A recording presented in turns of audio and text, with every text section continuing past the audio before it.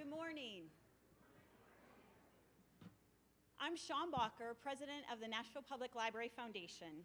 I am glad to be here this morning to welcome you all, including everyone who is watching live stream.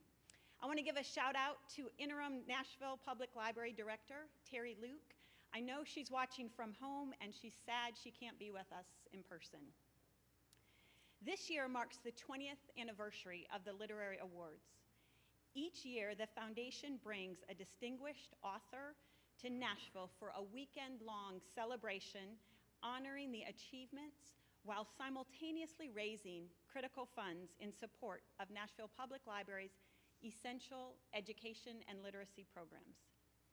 This event requires a significant investment and represents months of planning.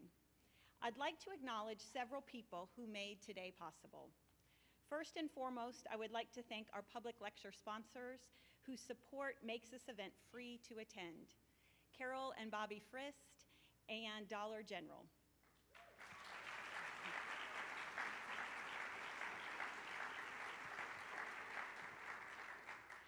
I also want to thank First Horizon for presenting this year's Literary Award weekend, as well as the Sandra Shatton Foundation for being our Literary Award honoree sponsor. And our event co-chairs, Margaret Riley and Casey King, Joelle and Brant Phillips, and Marie and Charles Sewing for planning this wonderful weekend.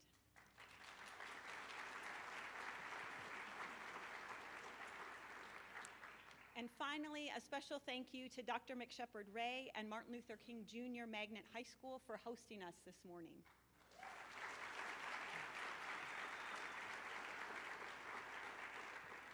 Nashville Public Library is an essential resource that cultivates informed citizens, prepares a skilled workforce, and opens windows of opportunity to help us all stay connected. Programs like this one today that make the Nashville Public Library a community jewel require more investment than is available in public funds. The foundation provides that bridge, expanding what is possible for our library and thus for our community. If you're passionate about the library as I am, I invite you to connect with the foundation to explore the many ways you can help us power literacy, life skills, and connection for all at NPL. We are honored today to be joined by Mayor Freddie O'Connell. He is a tireless advocate for our library and our city. Please help me welcome him to the stage.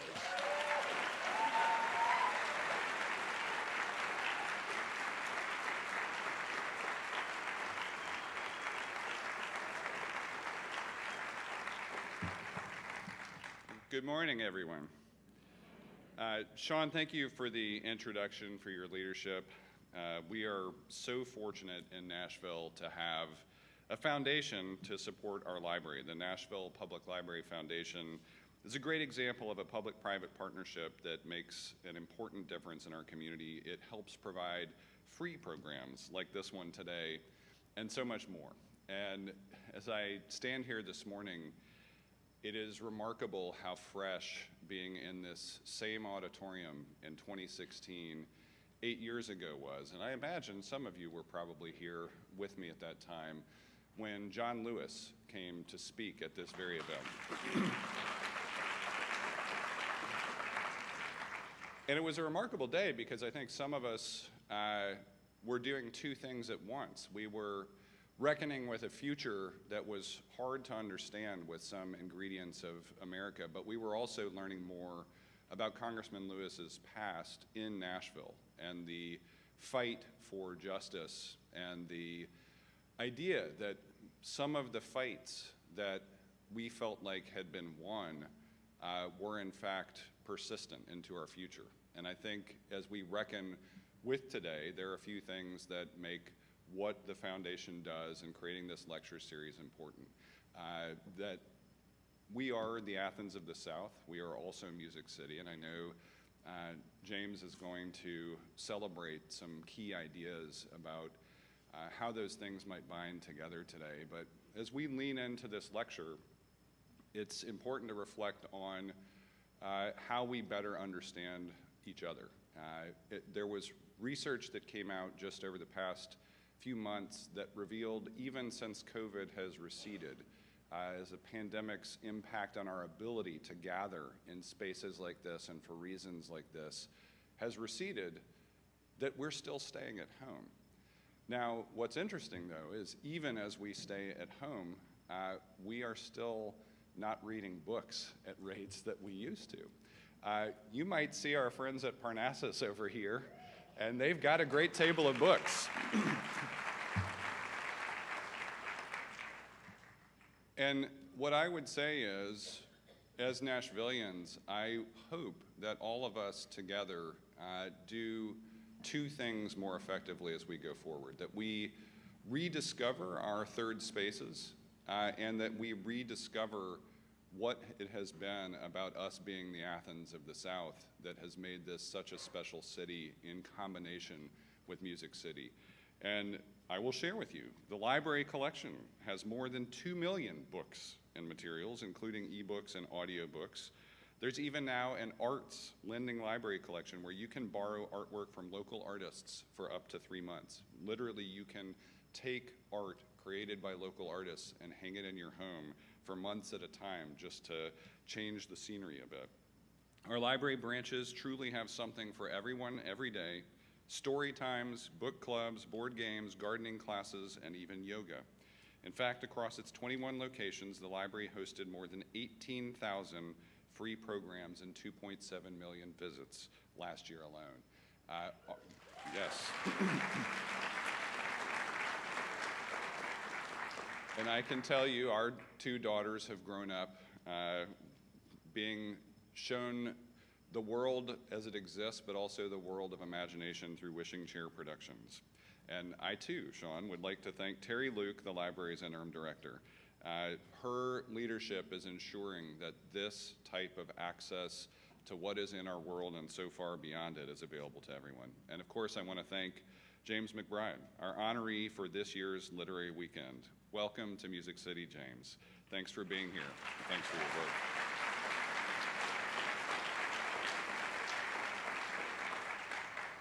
Now, I'm looking forward to this. Mr. McBride writes about the highest American ideals that unite us in the human struggle to live up to them. His stories humanize the complexities of race. They elevate love and hope above heartbreak and hatred. We need those messages now more than ever. And like many people in this town, including me, he believes in the healing power of a song. So I know we're in for something special today. But also, how we make this process special and how the foundation succeeds is through strong support. And I'm excited today to also be able to introduce Deneen Tor. She is the executive director of the Dollar General Literacy Foundation. And if you don't yet understand how important this is, as we have read books for the past 13 years with our two daughters, the number of times that we have seen the sticker inside a library book that says, "This book provided by the Dollar General Literacy Foundation," I have lost count of. So she serves as Dollar General's Vice President of Corporate Social Responsibility and Philanthropy, and I can tell you from my own personal experience, she is doing a great job. The Dollar General Literacy Foundation is an outstanding supporter of NPL's programs for children and families, and Deneen has been a personal champion of this work for years. Dollar General supports literacy programs at our Nashville Public Library, both for adults and young people. This includes the amazing Limitless Libraries program invented by NPL and now copied by many other library systems. And for those who aren't familiar, again, I can tell you the impact of this program in our family. The Limitless Libraries program combines our resources at Nashville Public Library and Metro Nashville Public Schools. And a public school ID becomes a child's library card and enables them to receive books from throughout our Nashville Public Library branches to be able to be delivered to them at school if not everything is in the stacks there. We are so grateful for Dollar General's support here today, and I know you are too, so please join me in welcoming Deneen Tor.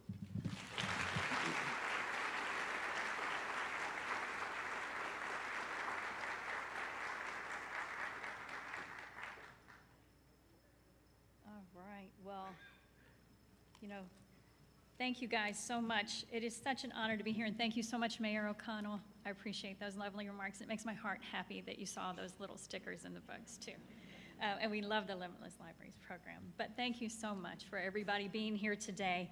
You know, as he said, my name is Deneen Tor. I'm the Vice President of Corporate Social Responsibility and the Executive Director of the Dollar General Literacy Foundation. So you have my heart that you're here. I appreciate it so much. But Dollar General and the Dollar General Literacy Foundation are proud to be longtime supporters of the Nashville Public Library. You know, it's been said that great cities have great libraries. Well, ours is simply amazing, guys. It's exciting to be a part of the beautiful work they do, whether through their fabulous collections or incredible programming. They do a beautiful job of making sure there is something for everyone in our Nashville library. And the beauty of our library is that it's not just contained in four walls downtown, but it's brought to life through programs in our schools and communities. Programs like today. And the Literary Award Public Lecture offers an opportunity for our neighbors in our community to hear from an incredible award-winning, distinguished author about the story behind the stories, the inspiration, passion, and purpose that fuels his creativity and talented works. And it is a real honor to introduce our 2024 Literary Award winner. James McBride is an award-winning author, musician, and screenwriter. His landmark memoir, The Color of Water, has sold millions of copies and spent more than 2 years on the New York Times bestseller list. His debut novel, Miracle at St. Anna, was turned into a 2008 film by Oscar-winning writer and director Spike Lee, with a script written by Mr. McBride. And his novel, The Good Lord Bird, about American abolitionist John Brown, won the National Book Award for Fiction and was adapted into a Showtime limited series starring Ethan Hawke. He is a member of the American Academy of Arts and Letters and was awarded the National Humanities Award by President Barack Obama for humanizing the complexities of discussing race in America. And this summer, he received the Library of Congress Prize for American Fiction. He is also, as if that wasn't enough, guys, right? He is also a noted musician and composer with a music degree from Oberlin and has toured as a saxophonist with jazz legends. And he received the Stephen Sondheim Award and the Richard Rodgers Foundation Horizon Award for his musical Bobos. And today, we get an up-close and personal glimpse of his incredible talent. So please join me in giving a big Music City welcome to Mr. James McBride.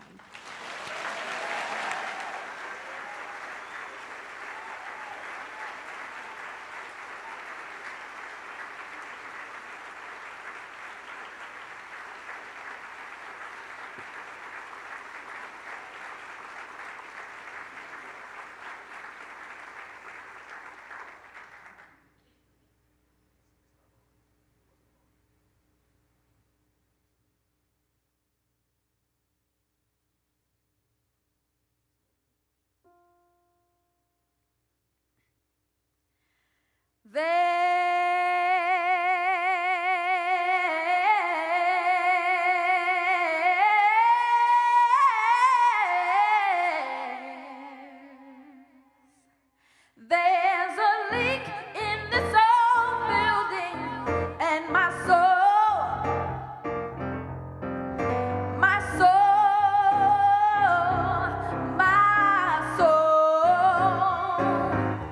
There's a leak in this old building, and my soul. I've got another building.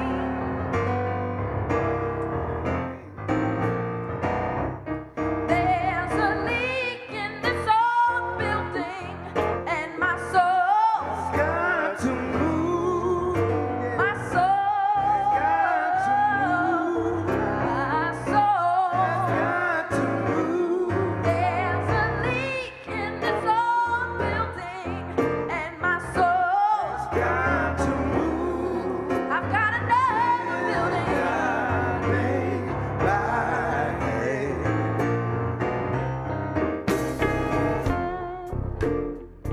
There was an old Jew who lived at the site of the old synagogue up on Chicken Hill in the town of Pottstown, Pennsylvania. And when Pennsylvania state troopers found the skeleton at the bottom of an old well off Hayes Street, the old Jew's house was the first place they went to. This was in June 1972, after a developer tore up the Hayes Street lot to make way for a new townhouse development. We found a belt buckle and a pendant in the well, the cop said, and some old threads from a red costume or jacket. That's what the lab shows. They produced a piece of jewelry, handed to him, and asked what it was. It's a mezuzah, the old man said. It matches the one on the door, the cop said. Don't these things belong on doors? The old man shrugged. Jewish life is portable, he said. The inscription on the back says, home of the greatest dancer in the world. It's in Hebrew. You speak Hebrew? Do I look like I speak Swahili? Answer the question. You speak Hebrew or not? I bang my head against it sometimes. Well, you're a suspect, they said. Suspect, shuspect, he said. But the cops liked him for the murder, and they milled around a while longer and eventually left, promising to return after they pulled the skeleton out of the well and studied the potential murder scene some more. They never did, though, because the next day God wrapped his hands around Chicken Hill and wrung his last bit of justice out of that wreckage place. This old building keeps on sinking, and my soul has got to move. My soul has got to move. This old building keeps on sinking, and my soul has got to move. I've got another building made by hand. Building made by hand.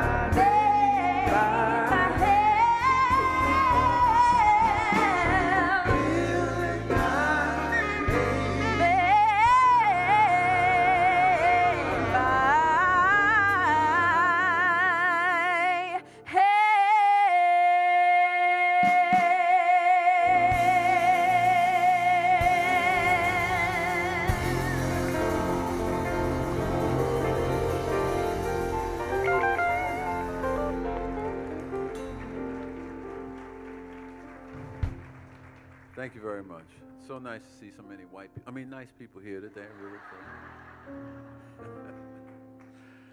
This story rolls out in 1924 with Moshe, a wonderful, meek Jewish theater owner who lives on Chicken Hill, where the town's blacks, Jews, and immigrant whites who are too poor to live anywhere else live. Moshe's got big ideas and no money, but he gets lucky and meets Chona, a lovely disabled or differently abled Jewish woman who runs the Heaven and Earth grocery store, which she inherited from her father. Moshe's theater becomes a success, which leads him to the conclusion that he and his lovely wife should move off Chicken Hill with the other Jewish families. By 1935, 11 years after his initial success, when his cousin Isaac wrote to him saying he brought a brand new Packard, Moshe had had enough. After dinner one night at the kitchen table, he drilled the matter home. We don't need to live above a grocery store anymore, he said. We can have our own house. We are moving. Where, Chona asked. Downtown, to a new house. We'll put a grocery store right near it. I've already made a deposit. Well, go get your money back, she said. I will not, he said. Then enjoy yourself there, Chona said, and I will visit you from time to time. I do not want a house downtown. I do not want a store downtown. But the Jews are leaving Chicken Hill, Moshe said. 10 blocks from here is leaving, she said. You know what I mean. Let's go where they are. Moshe, I like it here, she said. I grew up in this house. The postman knows where I live. Moshe pointed out the window toward Pottstown below. Down the hill is America. But Chona was adamant. America is here. But this area is poor, he said, which we are not. It is Negro, which we are not. We are doing well. Because we serve, you see. That's what she said. This is what we do. The Talmud says it. We must serve. But the Negro is our only customer here. Well, hasn't their money always spent? That's not funny, he said. His hands were on the table, cradling a cup of tea, and Chona gently placed one of her hands over his. Don't you see what they have, Moshe? Don't you see the well they draw from?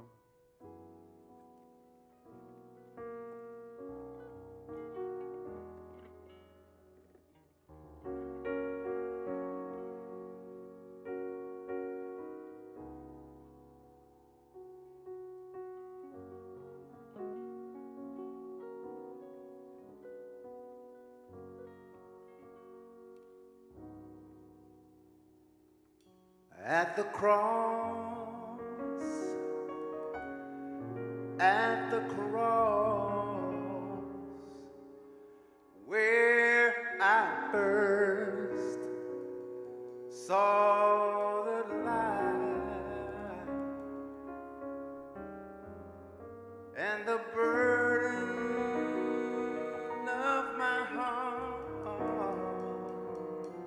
rolled away. Oh,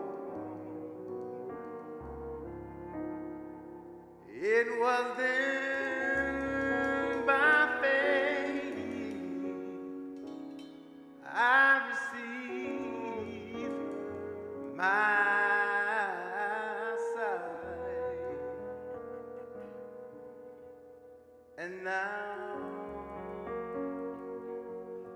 I am happy all the day.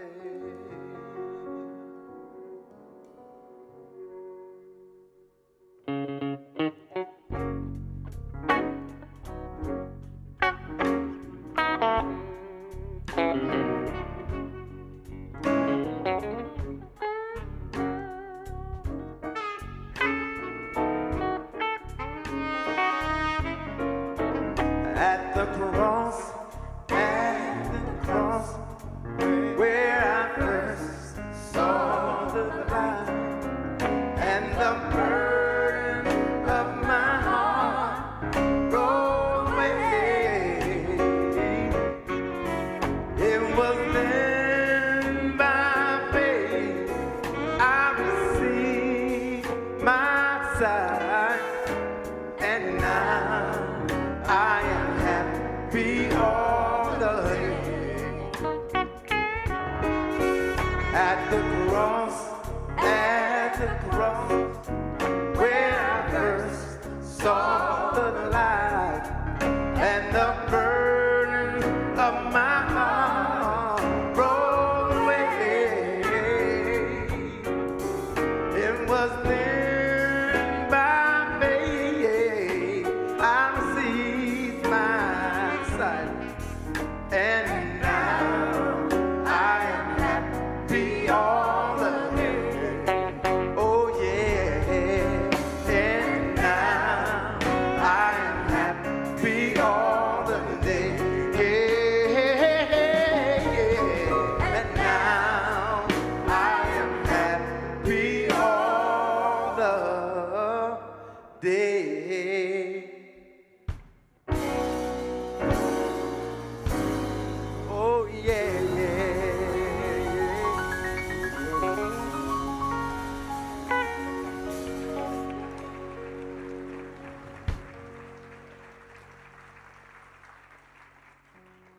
Well, as a result of that talk, Chona wins that argument, and the couple decide to stay in Chicken Hill, where they meet Dodo, a deaf black child that the state wants to send to Pennhurst, which is a dreadful mental institution.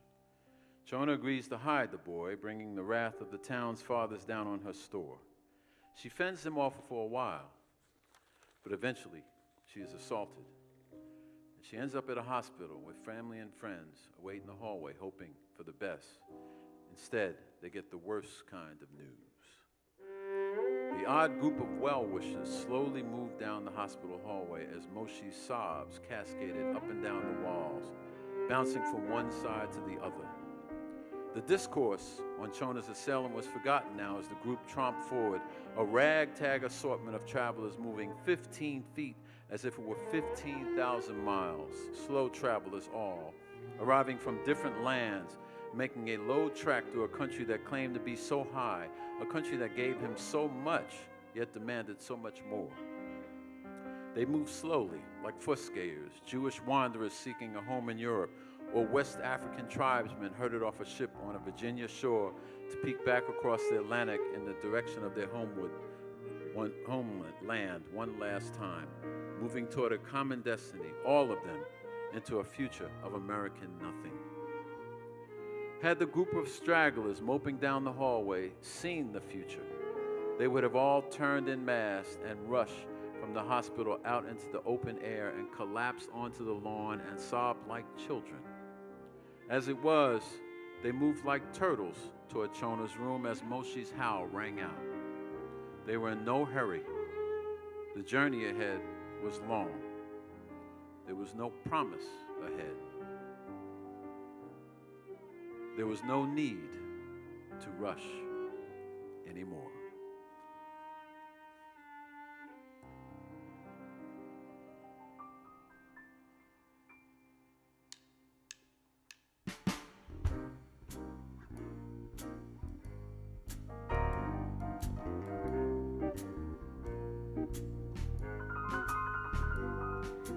Bells,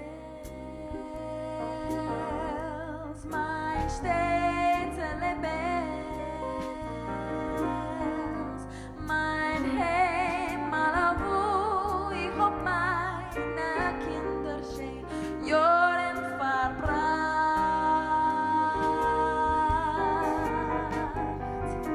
Bells, mein Städtele Bells, mein Heim Malabu, ich hab meine Kinder schön Jahren verbracht. In Nora Mensch stieg, alle mit, alle Kinder lacht, dort Gott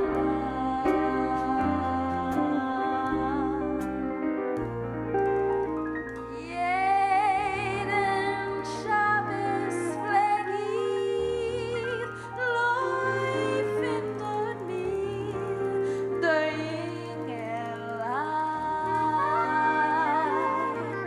zu sitzen unter die grünen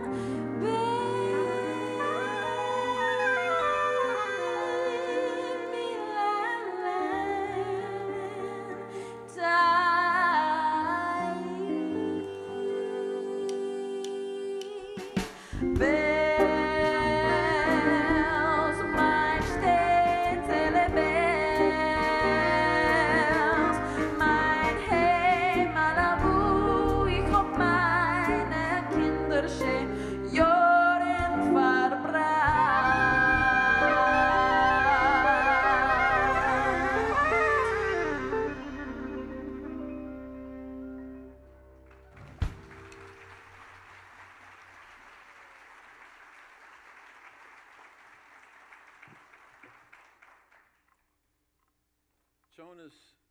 Chona's death results in the closing of the Heaven and Earth grocery store and Dodo's banishment to the dreaded Penhurst. It causes bristling resentment on Chicken Hill, and Chona's Jewish, black, and neighbors respond.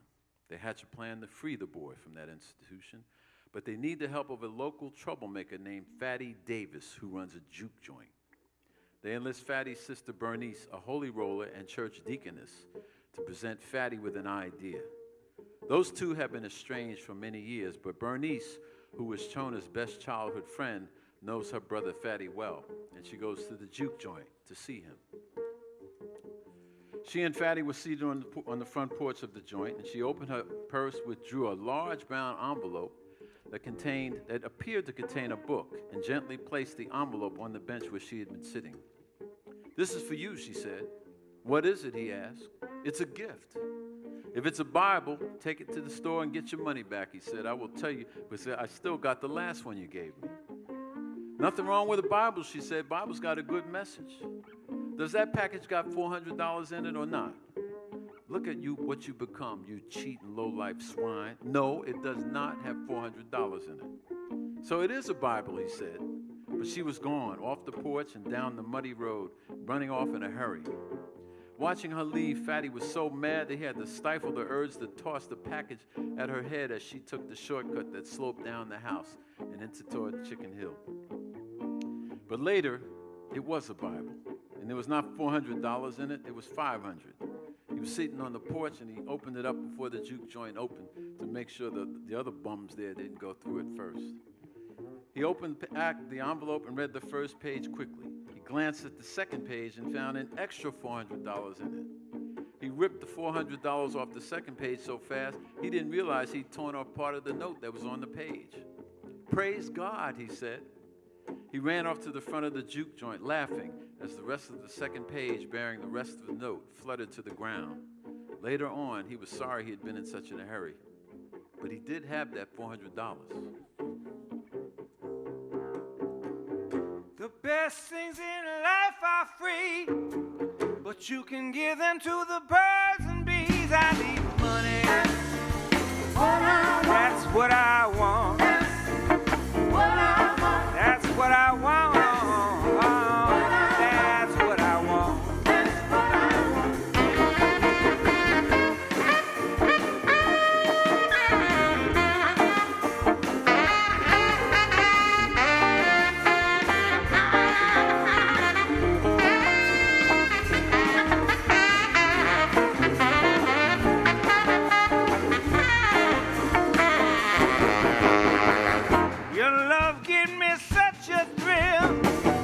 Your love won't pay my bills. I need money.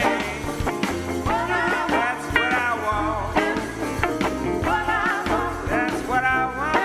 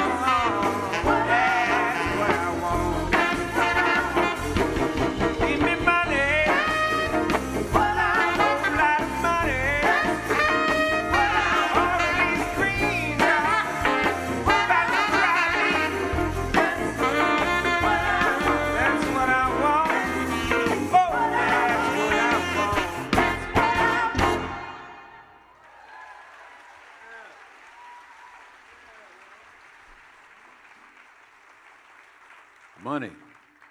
That's what I want. Well, excuse me. Dodo, who's locked in this institution, has no idea there's a plan to free him. And while confined to the living hell of Penhurst Insane Asylum, he makes a friend, another 12-year-old boy in a crib next to him, who he calls Monkey Pants. A boy confined to a bed with severe cerebral palsy who cannot speak but communicates with sign language. Monkey Pants saves Dodo from a vicious assault by a sexual deviant attendant. And after he departs, Dodo lies next to his friend Monkey Pants in the dark. Terrified, he could not sleep. He lay in terror that his assailant, the Son of Man, would return. He fought sleep. He was terrified he'd awaken to the Son of Man returning to visit the extreme pain on him again. Sleep began to push after him after a while, and as it did, his terror grew. He knew that talking after lights out would bring an angry attendant, perhaps even his assailant, Son of Man himself. But he could not help himself. He sobbed out, "Monkey Pants." He felt a soft tap on the bars of his crib. He was so exhausted he could not turn on his side. Instead, lying on his back, he flung his arm through the crib bars into the dark and swept his hand blindly through the air, once, twice, until he felt an arm, then a wrist, then a finger, one finger, like they held it before. He placed his finger to that finger. "Thank you, Monkey Pants," he said. He lay there like that, their fingers connected, until he fell asleep. When he woke the next morning, his arm was still extended through the slit of his crib. Monkey Pants, too, had his finger still extended. He lay on his back with his mouth open, his arm still poked through the slit of his crib, his finger still extended in friendship and solidarity. But the rest of Monkey Pants was gone.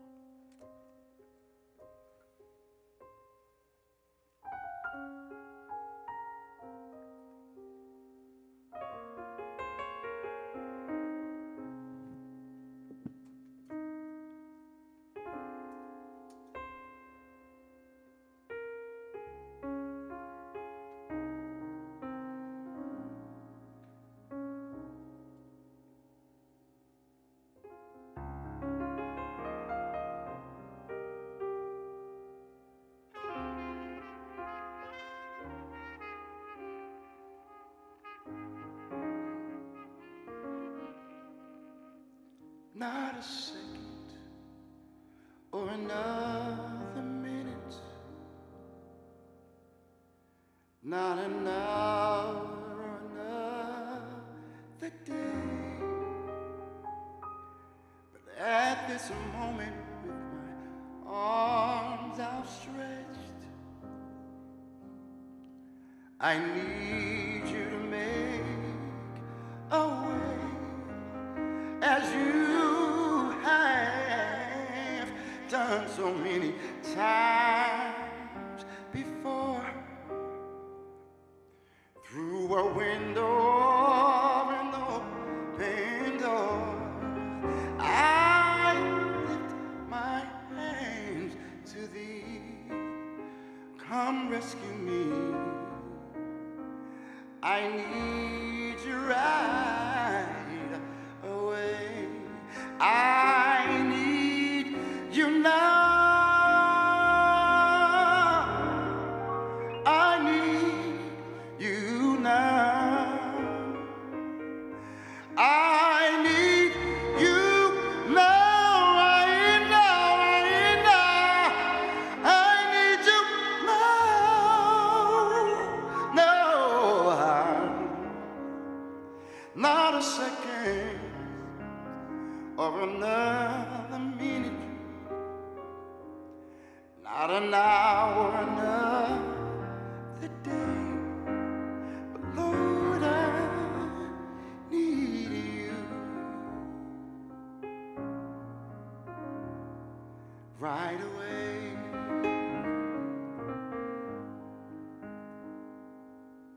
If I ever needed you before to show up and restore all of the good things that I let slip while searching the world for more. You are my one and only friend. You're my best friend I have indeed. I lift my hands to thee. Come rescue me. I need you right away. Hey,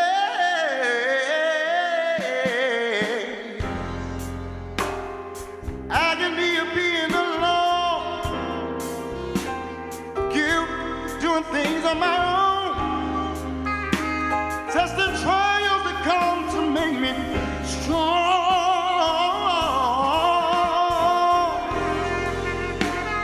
Feeling of shame, hurt, and defeat, trials beat upon me, but to know, Lord, we have victory. I need you now. I need you now. I need you now, right now, right now. I need you now.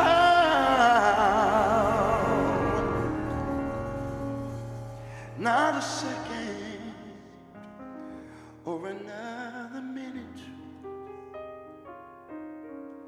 not an hour or another day. Lord, I need you right away. I need thee, oh, I need thee. Anybody need him this afternoon? Every hour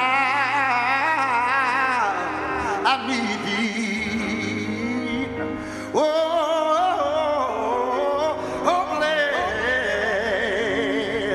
bless me now, my Savior.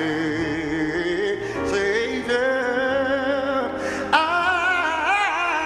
come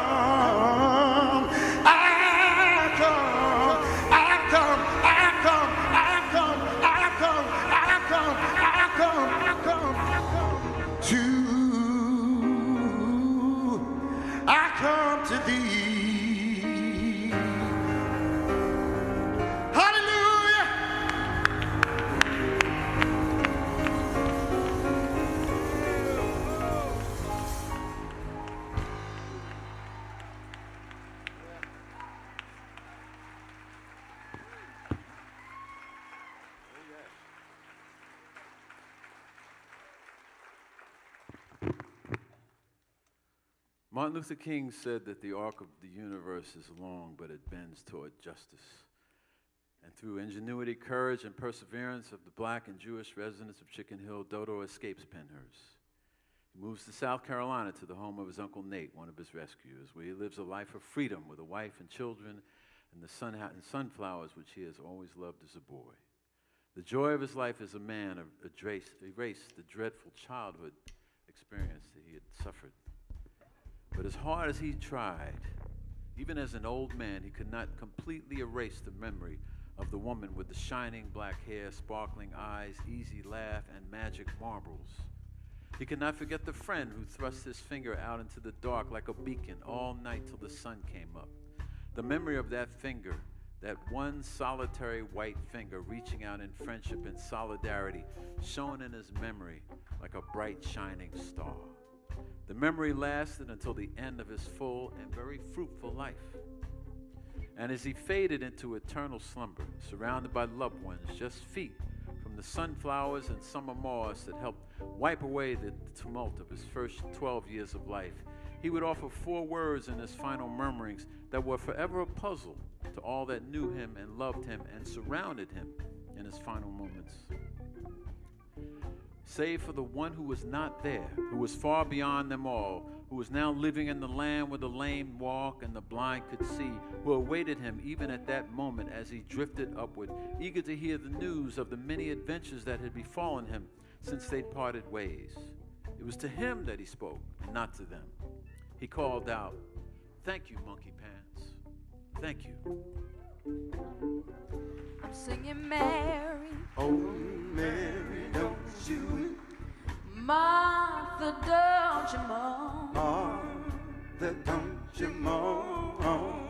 Oh, Mary, Oh, Mary, don't you weep. Martha, Martha, don't you moan. Martha, don't you moan.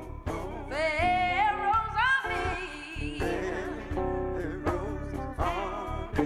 they drown in the sea.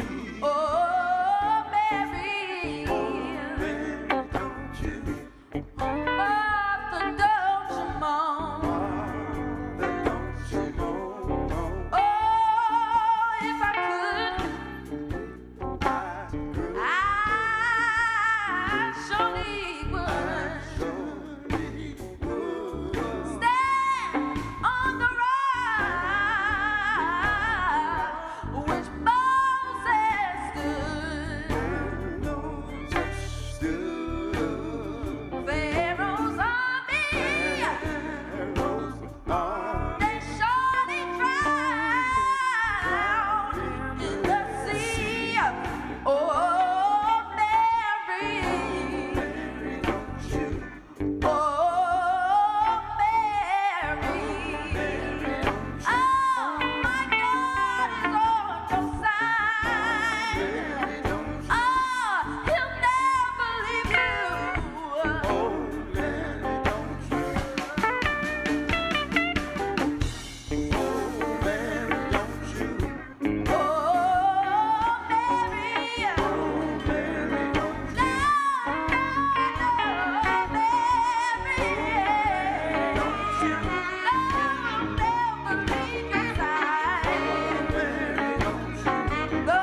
Martha, don't you?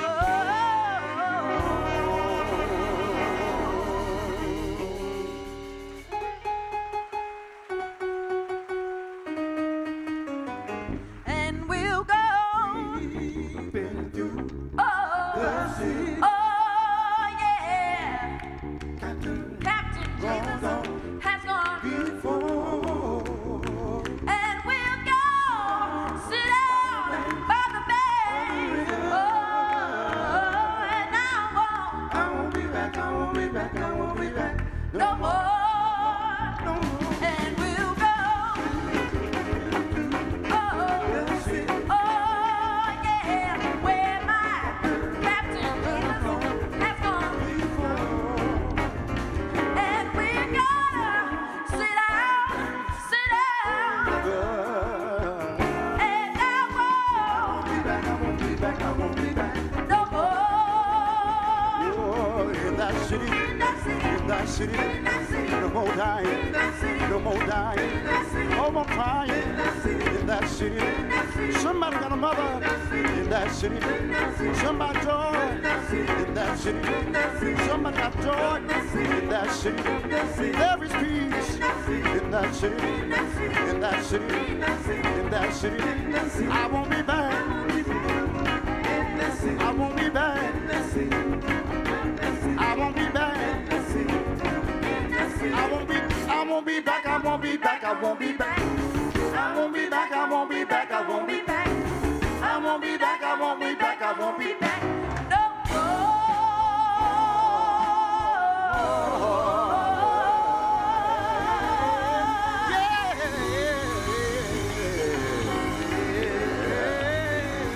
There's joy in the city, peace in the city, love in the city.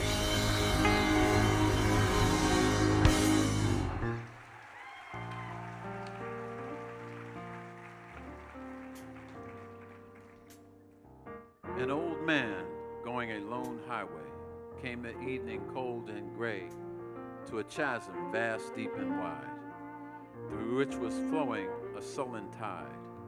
The old man crossed in the twilight dim. The sullen stream had no fears for him, but he turned when safe on the other side and built a bridge to span the tide. Old man, said a fellow pilgrim near, you are wasting strength with building here. Your journey will end with the ending day. You never again must pass this way. You have crossed the chasm deep and wide. Why build you the bridge at the eventide? The builder lifted his old gray head. Good friend, in the path I have come, he said. There follows after me today a youth whose feet must pass this way. This chasm that has been as naught to me, to that fair-haired youth may a pitfall be.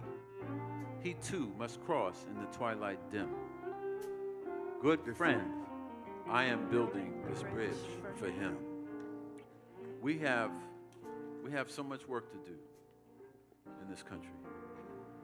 And those of us who are over 60, like me, I ain't telling you my real age, we have a lot of work to do. So let's get to it.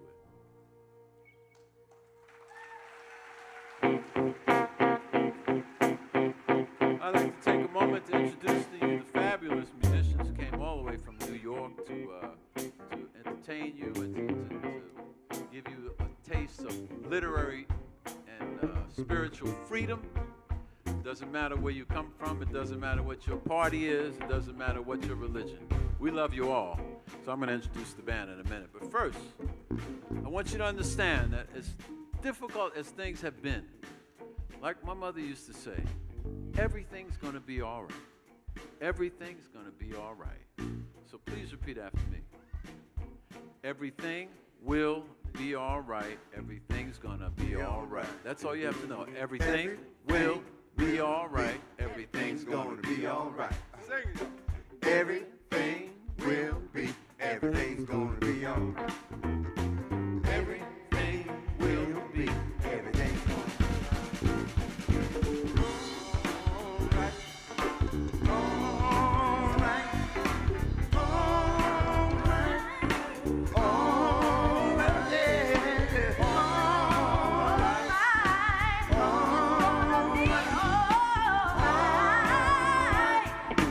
All right. Come on, y'all. Everything will be, everything's gonna be all right. Put those, everything will be, everything's gonna be all right. Everything will be, everything's gonna be all right. Everything will be, everything's gonna be all right.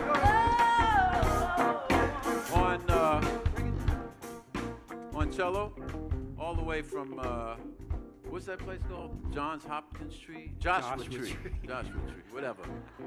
John Hopkins Hospital, then Joshua Tree. No, Joshua Tree, then John Hopkins. Anyway, all the way from California, deeply talented cellist, bassist, vocalist, guitarist, Mr. Trevor Exter.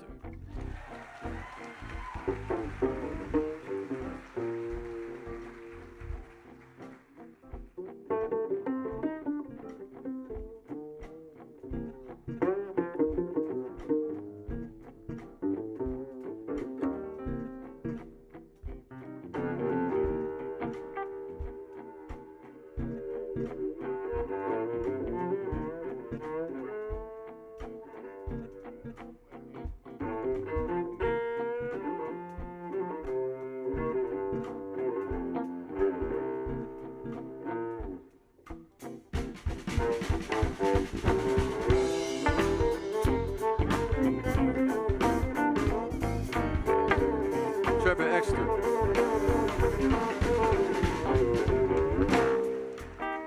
On piano, from Philadelphia, Pennsylvania,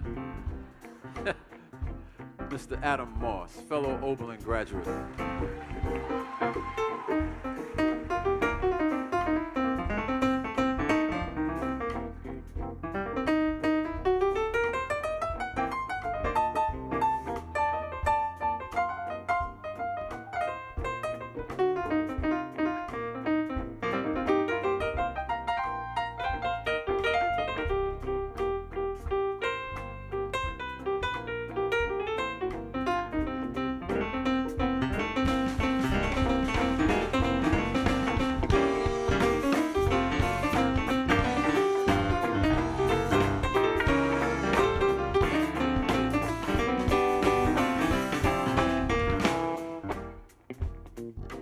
On bass, from Greensboro, North Carolina. Filthy town, no, just kidding. Wonderful place, Mr. Calvin Jones, very famous jazz bass player.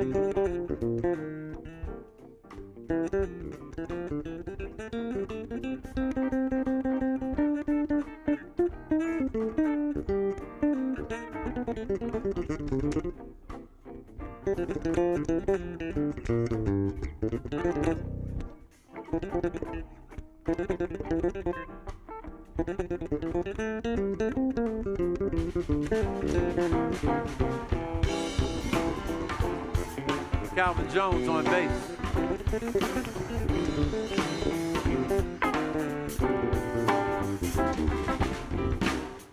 On guitar, from Moss Point, Mississippi. Been playing with Vanessa Williams for 27 years, and she has yet to ask him to marry her yet. He's still hoping, though. Deeply talented Keith Robinson.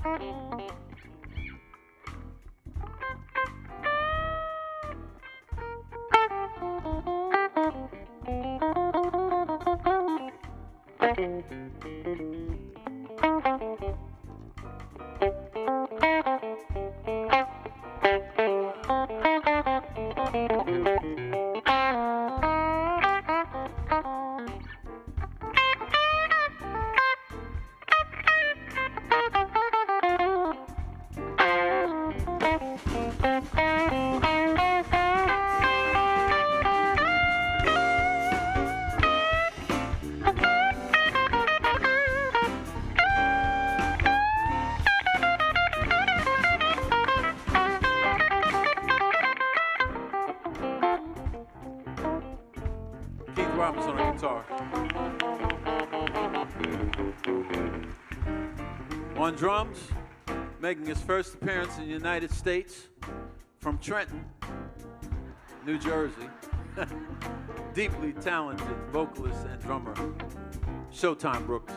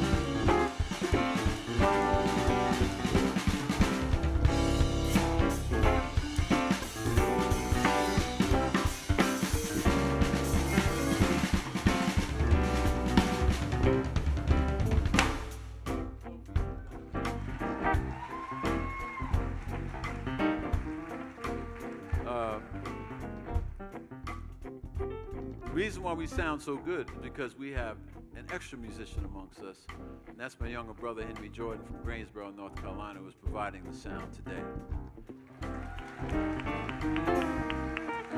And last but not least, we plucked this young Turk out of school. Just graduated from Berklee College of Music from Philadelphia, Pennsylvania, the deeply talented Sophie Minell.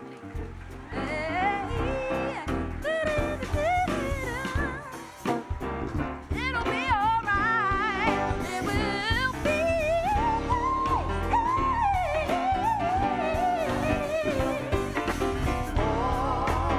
Alright. It'll be alright. It will be alright. It will.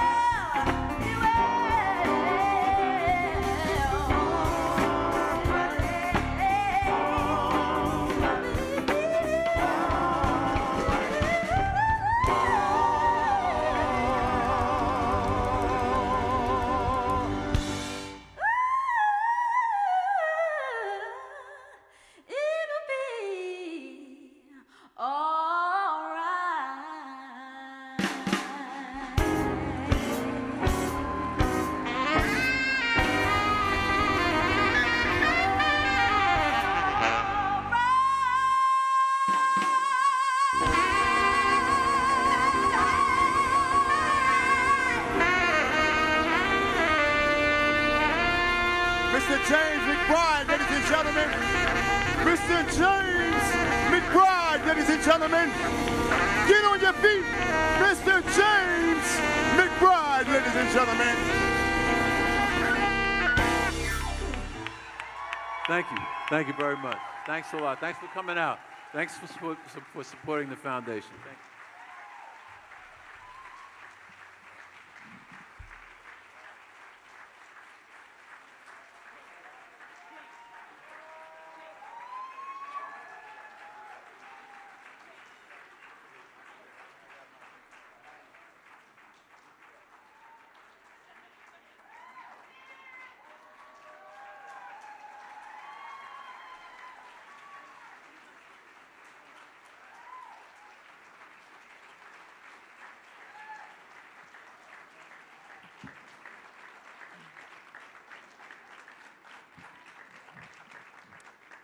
Everything is going to be all right.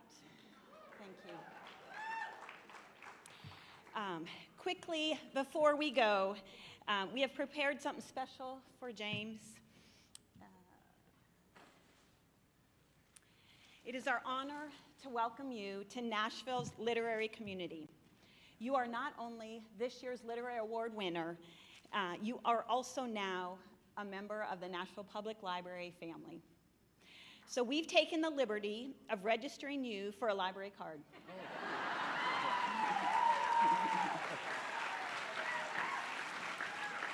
You want to open it? Actually, maybe let you open it. I'm pleased to present you with our I Read Banned Books library card at NPL so that you can be a part.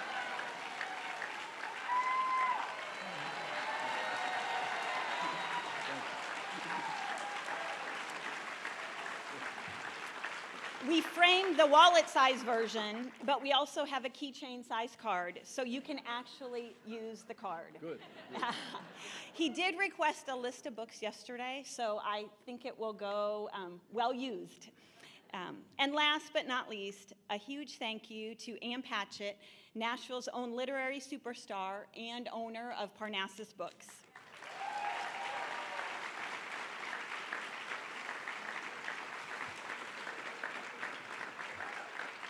Because of Anne, we're able to bring these literary superstars to Nashville. And speaking of Parnassus Books, they have copies of Mr. McBride's signed books for purchase over there. Thank you all for coming today.